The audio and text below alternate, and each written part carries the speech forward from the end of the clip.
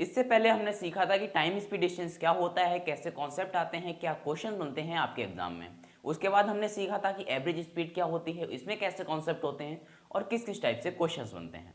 आज की क्लास में हम सीखेंगे कि रिलेटिव स्पीड कैसे होती है, क्या इसका कॉन्सेप्ट होता है, कैसे कैसे कैसे क्वेश्चन आते हैं। चलिए समझते हैं आज की अपनी क्लास को।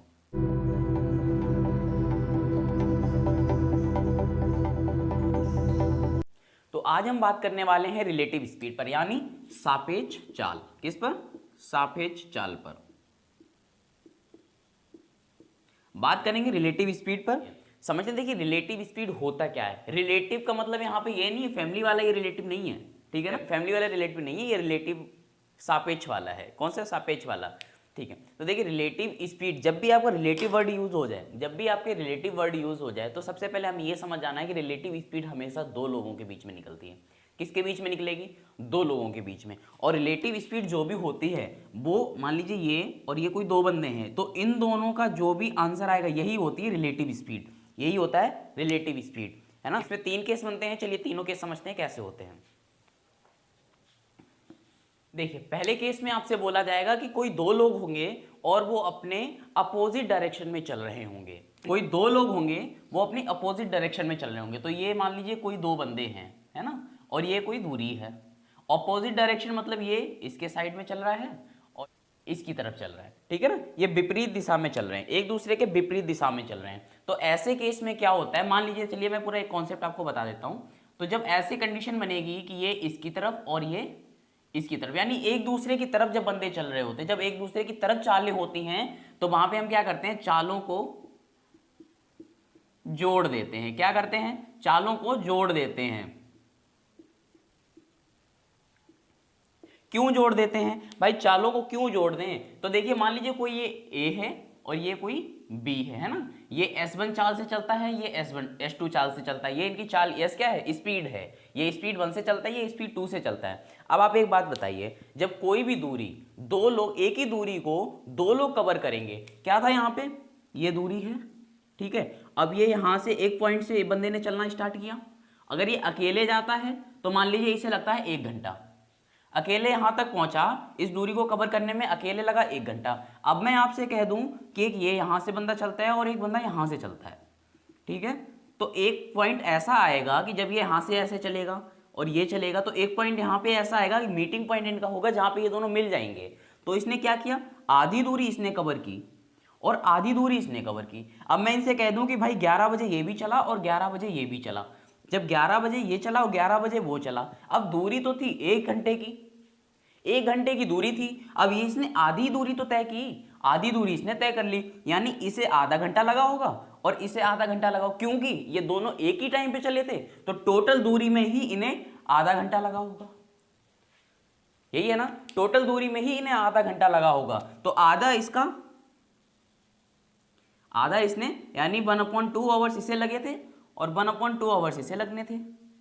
क्योंकि ये सेम टाइम पे चल रहे हैं, सेम टाइम पे चल रहे हैं, तो टोटल ही 1/2 आवर्स लगेंगे, टोटल ही इन्हें आधा घंटा लगेगा। तो इसीलिए क्या होता है, जब चालें विपरीत दिशा में होती हैं तो चालें जुड़ जाएंगी। आप ऐसे समझो, कोई अपने घर से अपने मार्केट के लिए जाते हैं या अपने घर से अपने स्कूल के लिए जाते हैं, तो आपका एक दोस्त स्कूल से आपके घर आ रहा हो और आप अपने घर से स्कूल की तरफ जा रहे हो, यानी दोनों एक ट्रैक पर अपोजिट डायरेक्शन पर चल रहे हो, तो उस टाइम पे क्या होगा, आप जल्दी मिल जाओगे, क्योंकि आपको अपने घर से स्कूल जाने में पूरा टाइम देना पड़ेगा। लेकिन जब आपका दोस्त उधर से आ रहा था तो आपको आधा टाइम देना पड़ा।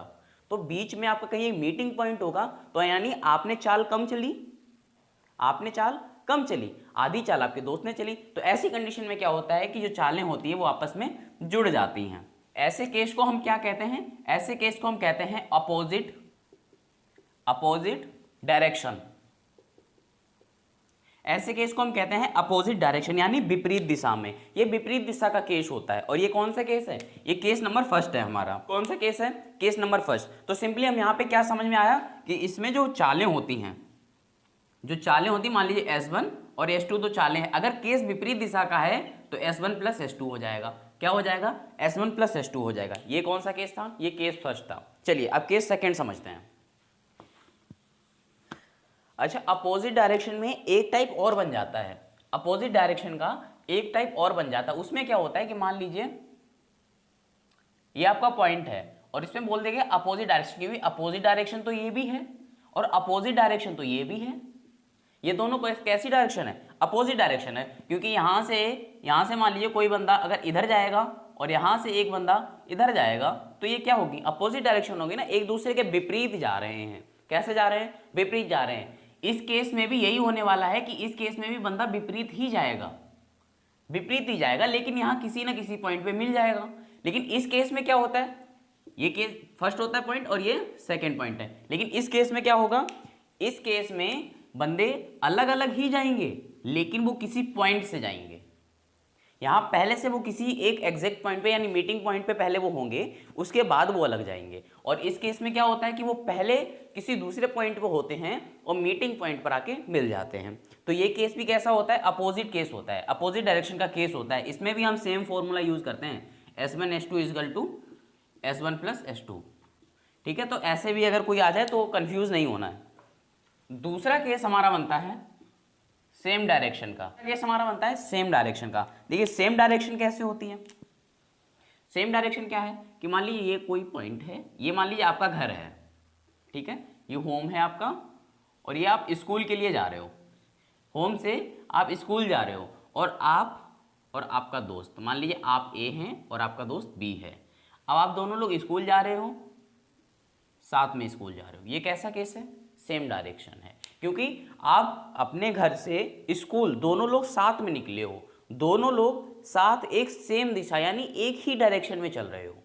ठीक है, तो ये कैसा केस होता है? ये सेम डायरेक्शन का केस होता है। ऐसे केस में क्या करना होता है? तो इसमें जो S1 और S2 होते हैं वो S1 माइनस S2 हो जाता है। क्यों हो जाता है S1 टू S माइनस? चलिए, आपसे पूछा गया कि आपसे बोल दिया जाए तो बताइए कि आपकी जो स्पीड है वो आपके दोस्त की स्पीड से कितनी ज़्यादा है। आपसे बोल दिया गया आप 10 किलोमीटर प्रति घंटा चलते हो, आपका दोस्त 5 किलोमीटर प्रति घंटा चलता है। तो बताइए कि सबसे पहले कौन पहुंचेगा? बताइए सबसे पहले कौन पहुंचेगा? क्योंकि आप सेम दिशा में चल रहे हो, सेम डायरेक्शन में चल रहे हो। अब यहाँ पे देखिए कोई भी चीज़, एक ये जा रही है और एक ये जा रही है। ये आप मान लीजिए ये वाली स्पीड तेज है और इसकी स्पीड स्लो है, तो ये क्या करेगा? ये इससे आगे निकल जाएगा, इससे ये आगे निकल जाएगा, यानी ए जो है वो बी से आगे निकल जाए। तो इसलिए कैसे रहेगा? ये पीछे रह जाएगा। तो पहले कौन पहुंचेगा? ए पहुंचेगा। ये बात हमने कैसे पता चली ये आगे है? हमने देखा कि ये बी जो है ना, ये तो कम काम कर रहा है, यानी स्लो चलता है, और ए जो है वो ज़्यादा स्पीड को तय कर लेता है कम टाइम में, इसकी स्पीड ज़्यादा है। तो क्या हुआ कि हमने देखा कि हाँ, यहाँ से तो यानी ए ने बी को यहाँ क्रॉस कर दिया। ये जो दूरी है, ये जो दूरी है, ये एक्स्ट्रा जो दूरी है, ये इसकी क्या है? दूरी है। इसके लिए क्या किया हमने? इस दूरी को माइनस ही तो किया, इस दूरी को माइनस ही तो किया, तभी तो पता चला ये इसका एक्स्ट्रा टाइम है, एक्स्ट्रा इसकी डिस्टेंस है, इसने एक्स्ट्रा दूरी कवर की है, जब भी तो पता चला ना। इसीलिए हम क्या करते हैं कि जब यहाँ पे हमने देखा तो हम क्या करेंगे? 10 में से 5 को माइनस कर देंगे, तो कितना हो जाएगा? 5 किलोमीटर प्रति घंटा। 5 किलोमीटर प्रति घंटा आप तेज चलेंगे। समझ में आ गया? अच्छा, यहाँ पे आपको एक बात याद रखनी है कि अगर कभी भी केस ऐसा पड़ जाए 5 माइनस 10, तो आंसर आप माइनस में नहीं निकालेंगे, माइनस में आंसर नहीं आएगा। ये -5 किलोमीटर प्रति घंटा चाल का मतलब क्या होता है? चाल कभी माइनस में जाती है? चाल कभी माइनस में नहीं जाएगी। तो यहाँ से आप कभी माइनस में आंसर आपका नहीं निकलेगा, आंसर जो होगा वो हमेशा प्लस में आएगा, भले ही आपका माइनस हो रहा हो। यहाँ पे देखिए क्या है, यहाँ पे अगर 5 में से 10 माइनस करेंगे माइनस का 5 आएगा ना, लेकिन हमने किस में लिखा है? प्लस लिखा है। तो ऐसे केस में कंफ्यूज नहीं होना है, हमेशा आंसर आपको किस में देना है? प्लस में देना है। ठीक है, तो हमने क्या क्या समझ लिया? हमने समझ लिया पहला केस जो अपोजिट डायरेक्शन का होता है। अपोजिट डायरेक्शन में हम क्या करते हैं कि अपोजिट डायरेक्शन में, जैसे ये एक डायरेक्शन होगी अपोजिट की, फर्स्ट टाइप डायरेक्शन का ये होता है अपोजिट वाला, और सेकेंड मैंने अपोजिट का आपको बताया था कि सेम एक दूसरे के आमने सामने आ रहे होंगे या एक दूसरे से बाहर जा रहे होंगे। तो ऐसी डायरेक्शन में क्या होता है? ऐसी डायरेक्शन में हमारी स्पीड प्लस हो जाती है। इन दोनों कंडीशन में हमारी स्पीड प्लस हो जाती है अपोजिट डायरेक्शन में। और दूसरा केस मैंने आपको बताया है कि अगर सेम डायरेक्शन में हो, सेम डायरेक्शन में अगर जा रहे हो, तो ऐसी कंडीशन में जो हमारी स्पीड होती है वो माइनस हो जाती है। ठीक है ना? यहाँ पे अगर आप फॉर्मूले से लिखना चाहते हैं, फॉर्मूले के तौर पे लिखना चाहते हैं, तो आप लिख सकते हैं S1 S2 equal to S1 plus S2। ये आप पहला फॉर्मूला लिख सकते हैं अपोजिट डायरेक्शन के लिए। दूसरा फॉर्मूला आपका बन जाएगा S1 S2 equal to S1 minus S2। यहाँ पे S क्या है? यस आपकी चालें हैं। यस क्या है आपकी, यस क्या है, यस आपकी चालें हैं।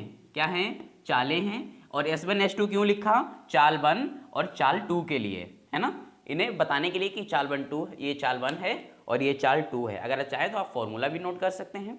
ठीक है, अगर आपने अभी तक हमारी पिछली वीडियो नहीं देखी है तो वो पहले आप एक बार प्लीज़ चेकआउट कर लीजिए, क्योंकि इस टॉपिक पे जो भी मैं आपको आगे क्वेश्चन कराने वाला हूँ उसमें से कई टॉपिक ऐसे होंगे, कई बातें ऐसी होंगी, कई पॉइंट ऐसे होंगे जो आपको पिछली वीडियो से रिलेट करते होंगे। अगर आपने अभी तक पिछली वीडियो नहीं देखी है तो नॉर्मल सी बात है, आपको हो सकता है वो पॉइंट ना समझ में आए। इसीलिए डिस्क्रिप्शन में आपको लिंक मिल जाएगी, कहीं जाना नहीं पड़ेगा, डिस्क्रिप्शन में आपको लिंक मिल जाएगी, वहाँ से जाके पहले आप उस वीडियो को चेकआउट कर लीजिए, देन इस वीडियो को देखिए, क्योंकि ये वीडियो काफ़ी इंटरेस्टिंग वीडियो होने वाली है। इसमें जितने भी इसके टाइप के क्वेश्चन हैं, वैसे टाइप तो इसमें 2 ही हैं, लेकिन इसमें एक टाइप और बनता है टाइम वाला, तो टाइम वाला दिया जाएगा, ये भी एक आपका तीसरा टाइप बन जाता है और सबसे ज़्यादा क्वेश्चन में पूछा भी जाता है। तो हम तीनों टाइप के क्वेश्चन कवर करेंगे। तो चलिए समझते हैं आज के अपने क्वेश्चन को। देखिए क्वेश्चन क्या कहता है, क्वेश्चन कहता है राम और कुमार ये अलग अलग 2 बंदे हैं, अलग अलग लोग हैं। राम और कुमार क्रमशः 6 किलोमीटर प्रति घंटा और 4 किलोमीटर प्रति घंटा की गति से स्थान ए से चलना शुरू करते हैं। अगर वे एक दिशा में चलते हैं तो 7 घंटे बाद उनके बीच की दूरी क्या होगी। ये कौन सा केस है हमारा, ये कौन सा केस है। अब इसे क्या कहते हैं कि भाई क्वेश्चन को समझना एक आर्ट है और एक कला है। क्वेश्चन को समझना क्या है, एक आर्ट है और एक कला है। तो हमने समझा कि ये क्वेश्चन हमारा सेम डायरेक्शन का है। कौन सी डायरेक्शन का है, सेम डायरेक्शन का। क्यों पता चला और कैसे पता चला, पहले बोला कि ए स्थान से चलना शुरू करते हैं, स्थान तो एक ही है, एक ही स्थान से चलना शुरू करते हैं। हमें नहीं बोला है कि एक स्थान से एक चलता है और दूसरे स्थान से दूसरा चलता है, ऐसा कुछ नहीं बोला है ना, एक ही स्थान से दोनों चल रहे हैं यानी सेम डायरेक्शन का है। फिर नीचे बोला गया है कि एक ही दिशा में चलते हैं। अब एक ही दिशा में जाएंगे तो सेम डायरेक्शन में जा रहे हैं ना, दोनों सेम डायरेक्शन में जा रहे हैं। तो ये केस कौन सा हो गया, ये केस सेकंड है हमारा, कौन सा, सेम डायरेक्शन का। तो देखिए कौन सा केस है, सेम डायरेक्शन का। अब बोला गया है कि क्रमशः 6 किलोमीटर और 4 किलोमीटर की गति से चलते हैं। अब भैया जब हमें पता है कि जब सेम डायरेक्शन यानी एक ही दिशा में स्पीड हो तो हम स्पीड को क्या करते हैं, माइनस कर देते हैं। तो इनकी अभी स्पीड क्या है, इनकी अभी की स्पीड क्या है, 2 किलोमीटर प्रति घंटा। कैसे है कि भैया 6 किलोमीटर तो चल रहा था राम, ठीक है, और 4 किलोमीटर चल रहा था कौन, कुमार। अब जब ये 4 किलोमीटर 6 किलोमीटर सेम दिशा में चल रहे थे तो इनकी स्पीड हमने निकाल ली कि इनके बीच की रिलेटिव स्पीड क्या है। तो रिलेटिव स्पीड जो है ना वो 2 किलोमीटर, यानी जो राम है वो कुमार से 2 किलोमीटर एक्स्ट्रा चल रहा है, यानी जल्दी चल रहा है, तेज चल रहा है। तो 2 किलोमीटर क्या है, ये हमारी रिलेटिव स्पीड है। अब 2 किलोमीटर अगर हमारी रिलेटिव स्पीड है तो आगे बोला गया है कि 7 घंटे के बाद वह कितनी दूरी, उनके बीच की दूरी क्या होगी। 7 घंटे बाद पूछी गई है ना, 7 घंटे बाद पूछी गई है, तो इसमें इंटू क्या करेंगे, 7 कर देंगे। तो कितना हो जाएगा, 7 दूनी 14 किलोमीटर, 7 दूनी 14 किलोमीटर। Option number C. उंगलियों पे निकालोगे। अब भाई हम इतना सब नहीं कर रहे हैं, हमें इतना सब नहीं करना है, उंगलियों पे निकालोगे भाई, उंगलियों पे। कैसे निकालेंगे सर, देखिए क्या बोला गया है कि 6 किलोमीटर और 4 किलोमीटर, कैसे, एक ही डायरेक्शन में, एक ही डायरेक्शन में। हमने क्वेश्चन पढ़ा, हमें पता चल गया एक ही डायरेक्शन में। तो 6 में से 4 माइनस कर दो, कितना आ गया, 2, और 7 किलोमीटर चल रहे हैं तो 7 दूनी 14, 7 दूनी 14। लिखने की जरूरत नहीं, लिखने की जरूरत नहीं है। और भैया ये कोई क्वेश्चन ऐसा ही नहीं है कि हाँ भाई इजी क्वेश्चन है मैंने बता दिया, ऐसा नहीं है। ये शिक्षक भर्ती 2011 में भी आपका क्वेश्चन आया है, ठीक है ना। तो ऑप्शन नंबर सी हमारा करेक्ट हो जाएगा। चलिए नेक्स्ट क्वेश्चन समझते हैं। देखिए भैया इस बार कुछ थोड़ा सा कठिन क्वेश्चन लिया है, समझते हैं। देखिए क्वेश्चन हमारा कहता है एक चोर भागूराम, चोर का नाम क्या है, भागूराम। भाई एक चोर है भागूराम को पुलिसकर्मी पकड़ सिंह, यानी पुलिसकर्मी का नाम क्या है, पकड़ सिंह, 20 मीटर की दूरी से देख लेता है। यानी चोर है भागूराम, वो पुलिसकर्मी को 200 मीटर की दूरी से, असुविधा के लिए खेत है, 200 मीटर की दूरी से देख लेता है। एक दूसरे को देखने के बाद वह दौड़ना शुरू कर देता है। भाई उसने 200 मीटर पहले देखा, पुलिसकर्मी को 200 मीटर पहले देखा और दौड़ना शुरू कर देता है। तो 5 किलोमीटर प्रति घंटा की गति से भाग रहा भागूराम 5 किलोमीटर प्रति घंटा की गति से कौन भाग रहा है? भागुराम यानी चोर भाग रहा है। 7 किलोमीटर प्रति घंटा की गति से भाग रहा पकड़ सिंह। पकड़ सिंह कौन है? पुलिसकर्मी है। पकड़ सिंह कौन है? पुलिसकर्मी है जो कि 7 किलोमीटर प्रति घंटा की रफ्तार से दौड़ रहा है। पकड़े जाने के पहले कितनी दूरी तय कर लेगा? कौन? भागुराम, क्योंकि भाग तो वही रहा है भाई, चोर तो वही है। ठीक है, देखिए बोला क्या गया है कि ये भागुराम है और इसने 200 मीटर पहले, यानी मान लो ये भागुराम है, ये दौड़ रहा है और 200 मीटर पहले, यानी ये दूरी कितनी रही होगी? डिस्टेंस कितनी रही होगी? डिस्टेंस 200 मीटर की रही होगी जब उसने उस पुलिसकर्मी को देखा। 200 मीटर की दूरी थी। अब भाई पुलिस और चोर भागेगा तो आगे पीछे ही तो भागेंगे, एक ही डायरेक्शन में भागेंगे। ऐसा तो नहीं है कि चोर जा रहा है ईस्ट को और पुलिसकर्मी जा रहा है वेस्ट को, ऐसा तो नहीं होगा ना, दोनों एक ही दिशा में भागेंगे। तो ये केस कौन सा हो गया? ये केस हो गया हमारा सेम डायरेक्शन का। कौन सा केस हो गया? सेम डायरेक्शन का केस हो गया, क्योंकि भाई ये अगर पुलिसकर्मी भागे, ये चोर भागेगा तभी तो ये पुलिसकर्मी पकड़ने के लिए उसे भागेगा। अगर ये पुलिस है और ये अगर चोर है तो चोर को पकड़ने के लिए पुलिसकर्मी एक ही डायरेक्शन में भागेगा। तो ये सेम डायरेक्शन का केस हो गया। और इन दोनों के बीच की दूरी क्या है? जब ये इस डिस्टेंस को देखा, जब चोर ने पुलिसकर्मी को देखा तो 200 मीटर की दूरी थी, यानी डिस्टेंस कितनी थी? 200 मीटर की। पूछा क्या गया है कि दूरी कितनी होगी, तो देखो भैया कितनी हो जाएगी दूरी। और क्योंकि ये केस जो है सेम डायरेक्शन का है, इसलिए इनकी चालें क्या हो जाएंगी? माइनस हो जाएंगी। चालें क्या हो जाएंगी? माइनस हो जाएगी। तो हमें टाइम पता कर लेते हैं।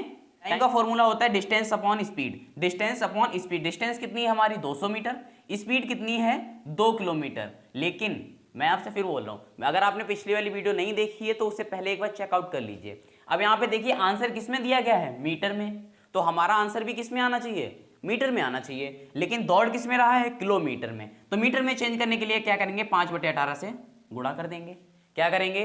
5/18 से गुणा कर देंगे। उसमें मैंने ये भी आपको बताया था कि अगर नीचे 3 टर्म बन जाते हैं तो इसका ऊपर मल्टीप्लाई हो जाएगा। यानी अब क्या हुआ? अब 200 × 18 अपॉन और 2 5 = 10, 0 से 0, 18 दूनी 36, यानी 36। 360। 360 क्या है? मीटर प्रति सेकेंड। ये किस में है? सेकेंड में है। सेकेंड में क्यों? क्योंकि हमने टाइम निकाला है। टाइम निकाला है। अब हमें टाइम भी पता चल गया, डिस्टेंस भी हमें पता है।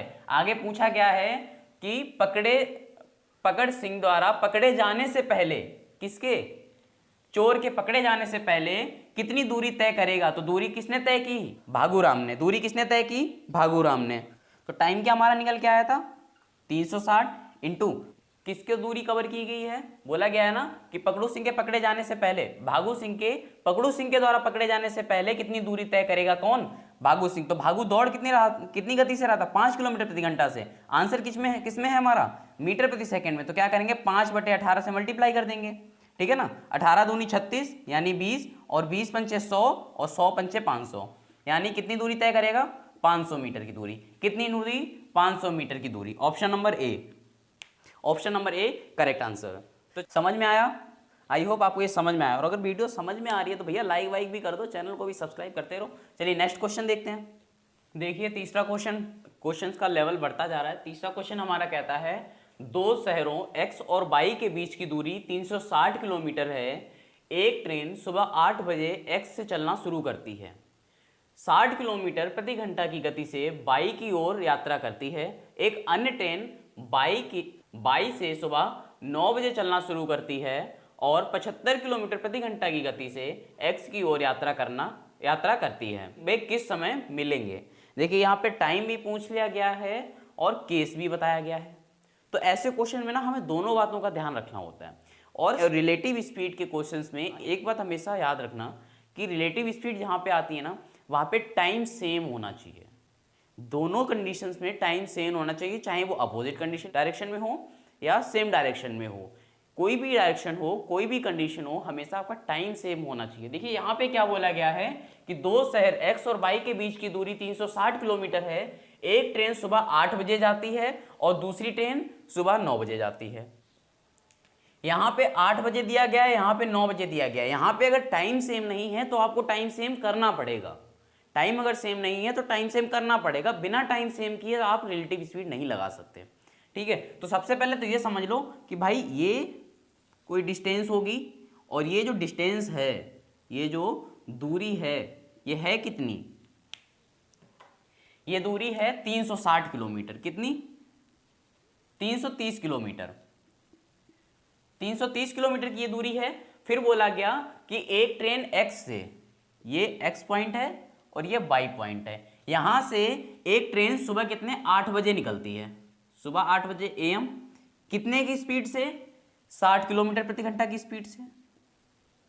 देखिए भाई हो गया ना कि X से एक ट्रेन निकलती है सुबह 8 बजे 60 किलोमीटर प्रति घंटा की रफ्तार से, और वहीं दूसरी Y पॉइंट से एक ट्रेन निकलती है सुबह 9 बजे किस स्पीड से? 75 किलोमीटर प्रति घंटा की रफ्तार से। अब किस समय मिलेंगे? तो भाई मिलेंगे जब वो अपोजिट डायरेक्शन में होंगे। कब मिलेंगे? जब वो अपोजिट डायरेक्शन में होंगे। भाई नॉर्मल सी बात है, अगर वो डायरेक्शन में जाएंगे, अगर वो सेम डायरेक्शन में जाएंगे तो वो मिलेंगे ही क्यों? वो तो पहले से ही मिले हुए हैं, साथ में ही जा रहे हैं, मिलने का तो मतलब ही नहीं बनता। यहाँ पे बोला गया ना किस समय मिलेंगे, तो मिलेंगे कब? मीटिंग पॉइंट कब होगा उनका, मीटिंग टाइम कब होगा? जब वो एक दूसरे के अपोजिट डायरेक्शन में आ रहे होंगे। अब मैंने बताया था अपोजिट डायरेक्शन, एक तो ये हो गया आपका अपोजिट डायरेक्शन, एक ये हो गया अपोजिट डायरेक्शन। तो यहाँ पे प्रेजेंट टाइम कौन सा अपोजिट डायरेक्शन लग रहा है? फर्स्ट कंडीशन का अपोजिट डायरेक्शन। ठीक है ना, समझ गया? तो यहाँ पे जब मिलेंगे तो यहाँ पे अपोजिट डायरेक्शन है, यानी चाल क्या होगी? प्लस हो जाएगी। चालें क्या होंगी? प्लस हो जाएंगी, है ना। यहाँ कहीं इनका मीटिंग पॉइंट रहेगा, जहाँ पे ये आके मिल जाएंगे, तो ये चालें क्या होंगी? प्लस हो जाएंगी। ठीक है, इतना समझ लिया हमने। तो ये चालें प्लस हो जाएंगे, तो चाल हो कितनी गई है पहले ये भी समझ लो। 60 ये है, 75 ये है, ये आपकी होगी 135। कितनी होगी? 135। यानी इनकी जो टोटल स्पीड है ना वो 135 किलोमीटर प्रति घंटा रहेगी। स्पीड क्या है? टोटल चाल क्या है? 135 किलोमीटर प्रति घंटा। अब देखिए मैंने आपसे बोला कि चालें सेम होनी चाहिए, टाइम सेम होना चाहिए, रिलेटिव स्पीड में टाइम सेम होना चाहिए। लेकिन ये चल रही है 8 किलोमीटर प्रति घंटा से, और ये चल रही है 8 बजे और ये चल रही है 9 बजे। तो हमें क्या करना है? इसको पहले 1 घंटे चला देना है। किसे? जो 8 बजे चल रही है, इसे भी बोलो कि भाई 1 घंटे चल जाओ, उसके बाद इसे 22 से चलाओ। 8 से इसे 9 बजे तक चलाओ, यानी 1 घंटे तक चलाओ। तो मान लो ये 8 बजे यहां से निकली, X पॉइंट से 8 बजे ट्रेन निकली, और 9 बजे तक इसने 60 किलोमीटर दूरी तय करने के बाद में ये इस पॉइंट पे आ गई। ठीक है ना, इतने 1 घंटे में कितनी दूरी तय कर ली? 60 किलोमीटर, क्योंकि ये चलती ही है 60 किलोमीटर प्रति घंटा, ये चलती ही है 60 किलोमीटर प्रति घंटा। अब इसने 1 घंटे में इतनी दूरी तय करने के बाद में ये इस पॉइंट पे आ गई, 60 किलोमीटर दूरी तय कर ली। अब हमें भाई इस दूरी से तो मतलब है ही नहीं, इस दूरी से कोई मतलब नहीं है, क्योंकि अब हमारी प्रेजेंट टाइम ट्रेन कहाँ है? वो यहाँ है, और यहाँ पहुँच के उसे टाइम कितना हो चुका है? यहाँ पहुँचने में अब उसे टोटल उसका टाइम हो चुका है 9 बज चुके हैं उसके लिए। यानी अब ड्राइवर की घड़ी में कितना बज गया है? 9 बज गया है। यहाँ पे जब थी तब कितना टाइम था? 8 बज रहे थे। 1 घंटे चलाने के बाद, यानी 60 किलोमीटर चलाने के बाद में अब ड्राइवर की घड़ी में कितना बज गया? 9 बज गया, और इसने 60 किलोमीटर दूरी तय कर ली। अब ये जो दूरी बची है ना, ये दूरी कितनी है भाई? पहले तो 360 थी ना, जब तक ये चली नहीं थी। अब ये 60 किलोमीटर चल गई है। 360 नहीं है भैया, 330 है। 330 माइनस 60, जब इतना करोगे तो कितना आ जाएगा? 270। कितना आ जाएगा? 270। यानी अब जो दूरी आपकी बची है, अब जो आपकी दूरी बची है वो 270 किलोमीटर बची है, ना कि 230 किलोमीटर। तो दूरी कितनी अब आपकी है? 270। समझ रहे हो ना बात को? समझ रहे हो? अब ये कितनी बची है? 270 किलोमीटर दूरी बची है, और दोनों की टाइमिंग सेम हो गई है। अब हम यहाँ पे रिलेटिव स्पीड का फॉर्मूला यूज कर सकते हैं। आगे कैसे करेंगे भैया? हम इनका सबसे पहले क्या करेंगे? टाइम निकाल लेंगे। हमें पता है टाइम बराबर क्या होता है? टाइम बराबर होता है डिस्टेंस अपॉन स्पीड। क्या डिस्टेंस हमारा क्या है? 270 किलोमीटर। अभी हमने निकाला 270 किलोमीटर। स्पीड क्या है? मैंने स्टार्टिंग में ही आपको स्पीड बताई थी, एक चली 60 किलोमीटर से, एक चली 75 किलोमीटर की, क्योंकि अपोजिट डायरेक्शन में है तो स्पीड जुड़ जाएगी। कितनी हो जाएगी? 135 किलोमीटर। कितनी हो जाएगी? 135 किलोमीटर। 135 दूना होता है 270, 135 दूना 270। तो इनका टाइम कितना हो गया? टाइम कितना हो गया? 2 घंटे, क्योंकि हम टाइम निकाल रहे थे ना, टाइम निकाल रहे थे, तो इनका टाइम कितना हो गया? 2 घंटे। अगर टाइम 2 घंटे हो गया, अब आगे क्या बोला गया है कि वे किस टाइम मिलेंगी? भाई मिलेंगी यहां से 9 बजे ये भी चली, यहां से 9 बजे ये भी चली, सेम टाइम पे दोनों चली, और पहुंचने में 2 घंटा लग गया। पहुंचने में 2 घंटा लग गया। अब आप यहां पे देखिए, जब ये 9 बजे अपने स्थान से चली, है ना, और ये 2 घंटे बाद में इस पॉइंट पे पहुंच गई, 2 घंटे बाद में ये भी आ गई और 2 घंटे में ये भी आ गई। 9 बजे चली, 2 घंटे और लग गए, तो 9 + 2 यानी 11 बज गए होंगे। कितना बज गया होगा भाई? 11 बज गए होंगे सुबह के। कितना बज गया होगा? 11 बज गए होंगे। क्यों बज गए होंगे? क्योंकि भाई 9 बजे उन्होंने चलना स्टार्ट किया था और चल के जब वो मीटिंग पॉइंट तक पहुंचे तब तक उन्हें 2 घंटे और लग चुके थे। तो सुबह 9 बजे निकले और 2 घंटे लग गए यानी 11 बज गया होगा। तो सुबह का कितना बज गया होगा?